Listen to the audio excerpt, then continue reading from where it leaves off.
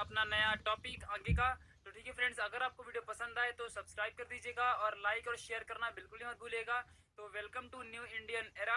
चलते हैं friends next वाले अपने टॉपिक्स पे। तो इसके बाद हम लोग ने इसके पहले पढ़ा था कि क्लासिफिकेशन क्या होता है और जो बहुत कुछ टेक्सोनॉमी क्या होता है, और उसके बहुत सारे टॉपिक्स पढ़ा था जैसे कि नेचुरल, आर्टिफिशियल जो मतलब क्लासिफिकेशन होती है उनके बारे में हम लोगों ने अच्छे से पढ़ा था। अभी हम लोग देखते हैं सिस्टमेटिक्स ऑफ लिविंग ऑर्गेनिज्म इस चैप्टर में। डोमेन्स ऑफ लाइफ, मेनली जो डोमेन्स ऑफ लाइफ क्या होता है, ये 3 टाइप्स के होते हैं। जो डोमेन्स ऑफ लाइफ है यानी कि मेन इंपॉर्टेंट जो चीजें हैं, जो मेन क्लासिफिकेशन है लाइफ का। अभी तक आप लोगों ने 5 किंगडम क्लासिफिकेशन देखा रहेगा। जो किंगडम क्लासिफिकेशन था उसको आर.एच. व्हिटेकर इस साइंटिस्ट ने मतलब प्रपोज किया था, फर्स्ट टाइम बनाया था। ये 5 टाइप्स की थे, जैसे मोनेरा हो गया, प्रोटिस्टा हो गया, बहुत सारे थे, 5 टाइप्स के किंगडम थे। अभी ये जो इनसे भी ऊपर मतलब किंगडम से भी बड़ा हायरार्की, किंगडम से भी बड़ा क्लासिफिकेशन, ये डोमेन होता है। यानी कि 3 डोमेन है लाइफ के, ठीक है। पहला डोमेन है आर्किया, बैक्टीरिया और यूकार्या। ये तीनों डोमेन के अंदर ही अर्थ के अंदर जितने भी लाइफ एग्जिस्टेड है, जितने भी एनिमल्स प्रेजेंट है, सबके सब इसके अंदर आ जाते हैं, चाहे वो प्लांट हो चाहे जो भी हो, सब कुछ, ठीक है।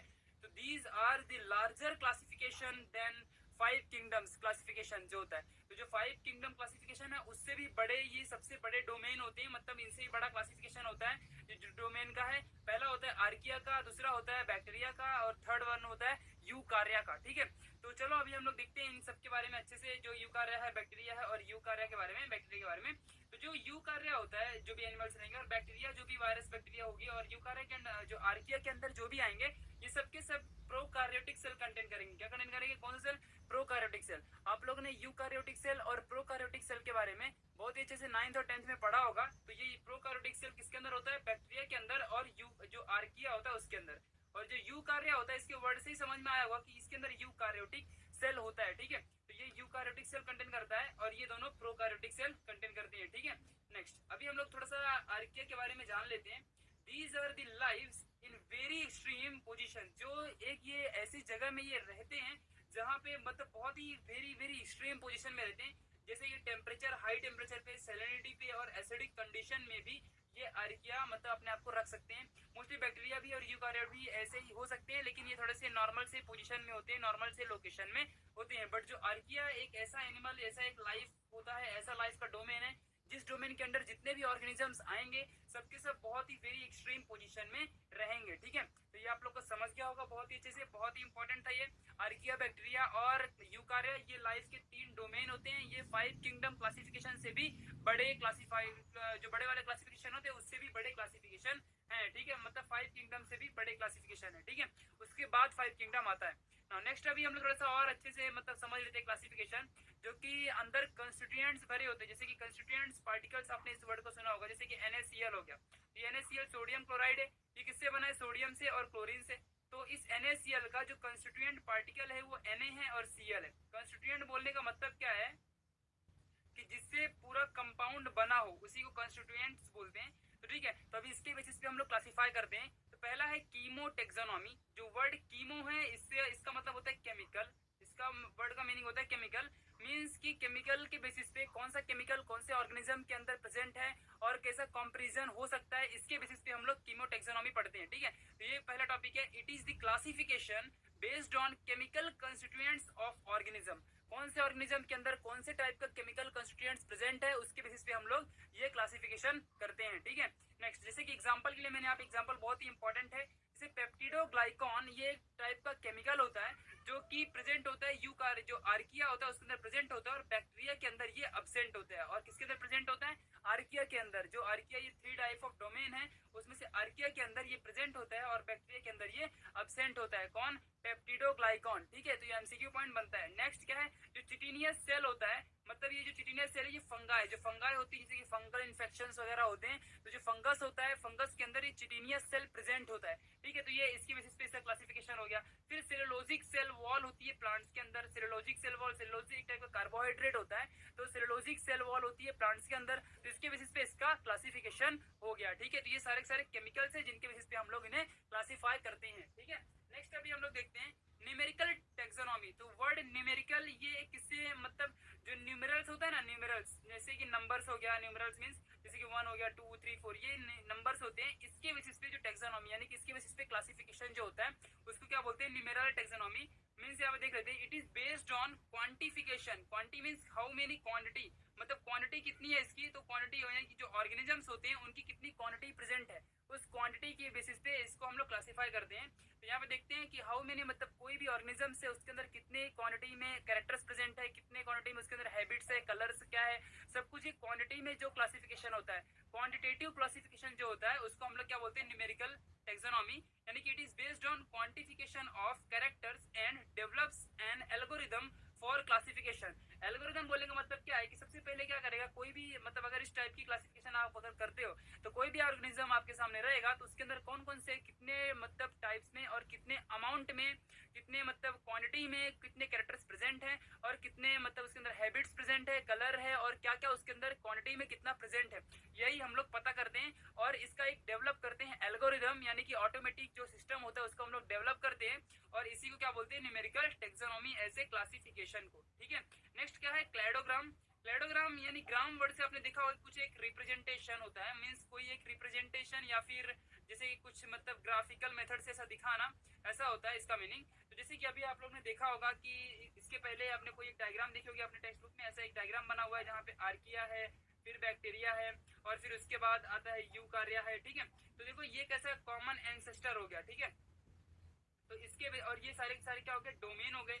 तो ये एक टाइप का हायरार्किकल मतलब क्लासिफिकेशन है, मतलब कि एक कैसा ब्रांच बना के, तो ऐसा बना के जहां पर भी स्टडी होती है, जहां पर भी हम लोग क्लासिफाई करते हैं, ऐसे मतलब क्लासिफिकेशन को ऑर्गेनिजम्स के क्लैडोग्राम बोलते हैं।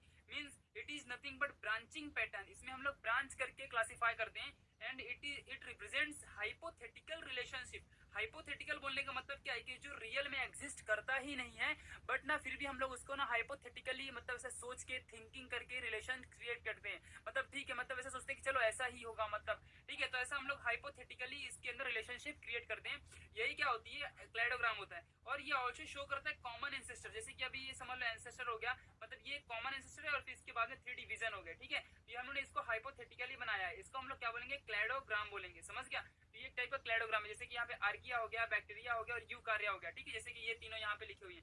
ठीक है, तो यही तीनों होते हैं। तो ये एक टाइप का हाइपोथेटिकल होता है, मतलब रिलेशनशिप क्रिएट करता है क्लैडोग्राम, और इसमें हम लोग ब्रांचिंग पैटर्न के बारे में स्टडी करते हैं। ठीक है फ्रेंड्स, नेक्स्ट हम लोग देखेंगे फाइलोजेनी क्या होती है और डीएनए बारकोडिंग, टेक्सोनोमिकल कैटेगरीज, ये बहुत कुछ हम लोग देखते हैं। फिर इसके पहले वाला अगर आप लोगों ने पार्ट नहीं देखा होगा तो उसको जरूर देख लीजिएगा, क्योंकि उसमें टेक्सॉन और कैटेगरी क्या होता है ये सब के बारे में मैंने बताया है। जो कैटेगरी होती है यूनिट्स ऑफ क्लासिफिकेशन होता है, और जो टेक्सॉन होता है ये वर्ड टेक्सा से बना है। जो टेक्सा था इसके पहले मैंने बताया था आपको, टेक्सा इसका मतलब होता है रैंकिंग। ठीक है, रैंकिंग के लिए हम लोग इसको यूज करते हैं, और कैटेगरी मेनली यूनिट्स के लिए यूज होता है। ठीक है, तो मतलब जो यूनिट्स होती हैं क्लासिफिकेशंस की, जैसे कि क्लास, सब क्लास, फाइलम, सब फाइलम, ये सब कुछ क्या होता है, यूनिट्स होता है। तो इसके बारे में हम लोग ने इसके पहले पढ़ा था। ठीक है, तो आप लोग वो वीडियो को जरूर वॉच कीजिएगा। तो हम लोग चलो आगे बढ़ते हैं, फाइलोजेनी वगैरह के बारे में पढ़ते हैं। चलो गाइस, अभी नेक्स्ट वाला हम लोग देखते हैं फाइलोजेनी। फाइलोजेनी एक्चुअली क्या होता है, फाइलोजेनी इस वर्ड से हम लोग को थोड़ा सा आगे समझते हैं कि जो जेनेसिटी, जेनेटिसिटी जो होती है, मतलब जेनेटिक्स जो होता है उससे रिलेटेड है, उससे रिलेटेड चीजों को हम लोग इसमें कंपेयर करना है। तो ये मोस्टली इंपॉर्टेंट होता है इवोल्यूशनरी रिलेशनशिप ऑफ ऑर्गेनिज्म, यानी कि ये क्लासिफाई करता है on the basis of evolutionary relationship of organism, यानी कि ये ऑर्गेनिजम्स को क्लासिफाई करता है इवोल्यूशनरी रिलेशनशिप के बेसिस पे। बोलने का मतलब क्या है कि जो इवोल्यूशन से जो भी चेंजेस आए हैं, अब इवोल्यूशन किसी भी ऑर्गेनिज्म का हो गया, होने के बाद उसमें अलग अलग टाइप की मतलब उसकी स्पेसीज क्रिएट हो जाएगी उसके जोग्राफिकल कंडीशंस के हिसाब से। तो वैसे स्पेसीज को हम लोग क्लासिफाई करते हैं कि हाँ ये इवोल्यूशन की वजह से ऐसा इसमें चेंजेस आया है, इसमें इवोल्यूशन की वजह से इसमें ऐसा चेंजेस आया है। तो उन्हीं चेंजेस के बेसिस पे जो इवोल्यूशनरी रिलेशन करते हैं कि हाँ ये पहले ऐसे था अभी ऐसा हो गया, इवोल्यूशन हो गया इसमें, तो ऐसा हम लोग फाइलोजेनिटी में पढ़ते हैं, फाइलोजेनी में पढ़ते हैं। ठीक है, it not takes the morphological, ये जो वर्ड मॉर्फोलॉजी है इस वर्ड का मीनिंग क्या होता है, तो मॉर्फो मीन्स क्या होता है, एक्सटर्नल होता है। जो मॉर्फो है, मॉर्फो का मीनिंग क्या होता है, एक्सटर्नल। ठीक है, और जो लॉजी होता है, लॉजी का मतलब होता है स्टडी करना। ठीक है, तो मॉर्फोलॉजिकल, तो मॉर्फोलॉजिकल मीन्स जो एक्सटर्नल स्ट्रक्चर होते हैं उनके स्टेटस से कोई मतलब नहीं है, सिर्फ इसी को, तो ये मतलब इसी को सिर्फ कन्फिगर नहीं करता है, बल्कि ये लाइफ और उसके अनदर ग्रुप ऑफ ऑर्गेनिज्म को भी, मतलब कोई एक लाइफ है उसको अनदर ग्रुप ऑफ ऑर्गेनिज्म से कंपेयर करवाता है। समझ गया, मतलब एक कोई लाइफ है, कोई एक ऑर्गेनिज्म है, उसको दूसरे ग्रुप ऑफ ऑर्गेनिज्म से कंपेयर करवाता है फाइलोजेनी। ठीक है, और ये मेन जैसे कि अभी कोई ग्रुप ऑफ ऑर्गेनिज्म है तो उसके अंदर मेटाबॉलिज्म जरूर होने ही वाला वाला है, क्योंकि उसको एनर्जी की नीड है, उसको सर्वाइव करना है। सर्वाइव करने के लिए उसको मेटाबॉलिक एक्टिविटी तो परफॉर्म करनी ही पड़ेगी। तो ये मेटाबॉलिक एक्टिविटी को भी कंपेयर करता है कौन, फाइलोजेनी। जैसे कि it also focus on metabolic activity. Metabolic activity क्या होती है, दो टाइप की होती है। फर्स्ट वन कैटाबॉलिक और नेक्स्ट वन एनाबॉलिक। ठीक है, तो ऐसा दो टाइप की होती है। कैटाबॉलिज्म में ब्रेकिंग ऑफ एनर्जी होता है और इसमें मेकिंग ऑफ एनर्जी होता है। इसके पहले वाले मतलब चैप्टर, जब हमने फर्स्ट चैप्टर लिविंग वर्ल्ड पढ़ा था, तो उसमें मैंने आप लोगों को अच्छे से बताया था इसके बारे में। ठीक है, तो इसके अंदर एक्टिविटी ऑफ ऑर्गेनिजम्स होती है, ये फोकस करता है मेटाबॉलिक एक्टिविटी के ऊपर भी, इसका भी कंपैरिजन करता है, जैसे कि कुछ कुछ में सिमिलर टाइप का मेटाबॉलिज्म हो रहा है या नहीं, या फिर डिसिमिलर टाइप का मेटाबॉलिज्म हो रहा है, ये भी फाइलोजेनी पता करता है। नेक्स्ट क्या है, डीएनए बार कोडिंग। बहुत ही इंपॉर्टेंट और नई टेक्नोलॉजी है ये DNA bar coding.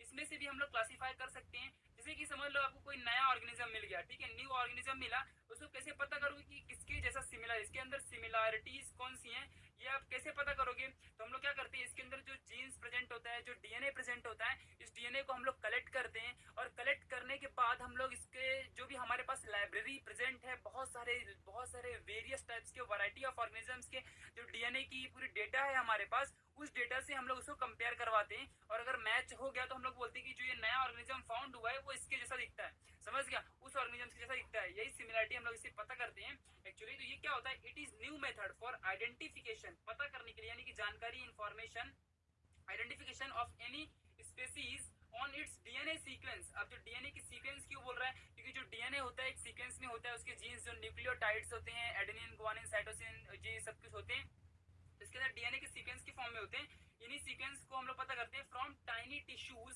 Sample of that organism. तो जो बहुत छोटे छोटे टिश्यूज होते हैं उसके अंदर प्रेजेंट होता है ये डीएनए का सीक्वेंस, उसी को हम लोग कंपेयर करवाते हैं डीएनए बारकोडिंग के अंदर। ठीक है, it helps to identify the ecological and evolutionary relationship. जो इवोल्यूशनरी और इकोलॉजिकल रिलेशनशिप होता है, इसको भी आइडेंटिफाई करने में हेल्प करता है। मींस कि जो इसका इवोल्यूशन है, पहले ऑर्गेनिज्म ये कैसा था, अभी इवॉल्व होके कैसा हो गया, ठीक है, तो ये भी हम लोग पता करते हैं इससे। और जो इसका इकोलॉजिकल कंडीशन यानी कि जो ज्योग्राफिकल कंडीशन है, वो भी इसकी ज्योग्राफिकल कंडीशन कैसी है, वो भी हम लोग डीएनए के थ्रू पता कर लेते हैं। ठीक है, तो इसका हम लोग प्रोसेस समझते हैं कि कैसे एक्चुअली ये डीएनए बारकोडिंग होता है। तो फर्स्ट प्रोसेस हो गया इसका collecting DNA barcode data of non species. कोई जो आप समझ लो आपको कोई एक न्यू ऑर्गेनिज्म मिल गया, तो पहले आप क्या करोगे, जो आपके पास जो भी मतलब जितने भी स्पीसीज हैं उनकी कोई भी डेटा आप लोगे, मतलब डीएनए को आप लोगे, उसके सैंपल को लोगे, देन उसको हम लोग मैच करवाएंगे barcode sequence of the unknown sample.